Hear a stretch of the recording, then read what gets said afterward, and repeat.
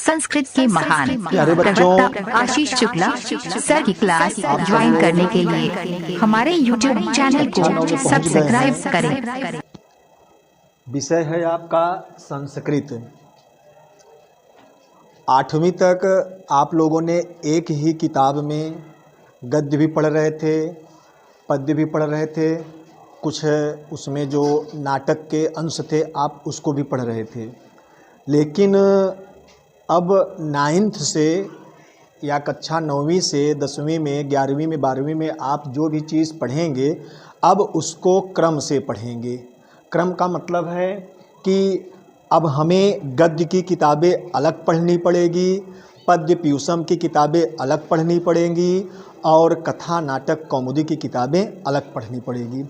तो इस तरह से हमारे आपके पास में जो पहली हमारी आपकी किताब है वो है गद्य भारती।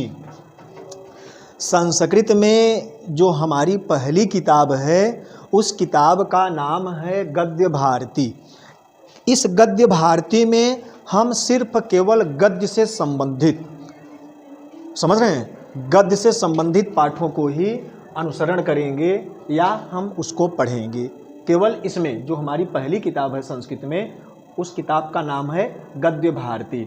इस किताब में हम प्रायः जो भी हमारी गद्य विधाएं हैं हम केवल गद्य की चीज़ें हैं इसमें पढ़ेंगे। फिर जो हमारा दूसरा आप किताबें हैं वो है पद्य पीयूषम। दूसरी जो किताब है वो है हमारी पद्य पीयूषम। पद्य पीयूषम हम इसमें प्रायः देखिए विषय आपका लिखा है संस्कृत, इसमें हम केवल श्लोकों को, जो हमारे श्लोक हैं हम केवल उस किताब मतलब इस किताब में केवल हम श्लोक को पढ़ेंगे। और जो तीसरी हमारी किताब है वो है कथा नाटक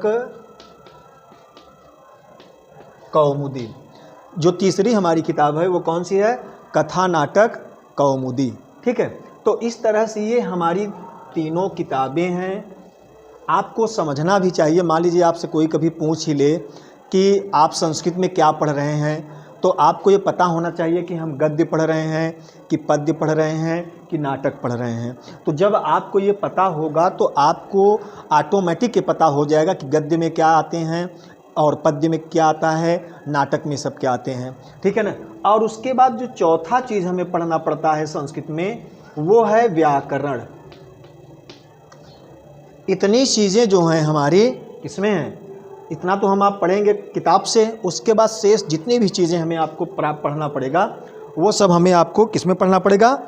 ये आपके व्याकरण में। ठीक है, तो इस तरह से हमारा जो 9th में या 9वीं में जो हम संस्कृत पढ़ेंगे तो उस संस्कृत में ये सब चीज़ें हमें आपको पढ़ना पड़ेगा। ठीक है, अब आ जाइए, प्रश्न है कि गद्य क्या है। ठीक है, आपको पता होगा कि गद्य संस्कृत के गद्य धातु में यत् प्रत्यय के योग से बना है, जिसका अर्थ होता है जानना, बोलना या कहना, वो गद्य है। गद्य में प्रायः विचारों की प्रधानता होती है। ठीक है, और पद्य में क्या होता है? भावों की प्रधानता होती है। ठीक है, तो इस तरह से आपको ये छोटे छोटे जो स्टेप दिए गए हैं ये सब आप लोगों को पता होना चाहिए। जब आपको पता रहेगा तो आप भली भांति क्या रहेंगे?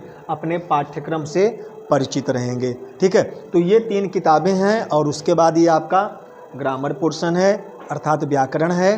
तो इस तरह से जब आप किताबें पढ़ेंगे तो किताबों में आपको ये तीनों चीज़ें मिलेंगी। जब ये तीनों चीज़ें मिलेंगी तो आप ऑटोमेटिक क्या करेंगे? अपने पाठ्यक्रम से आप जुड़े रहेंगे। ठीक है, ओके, धन्यवाद।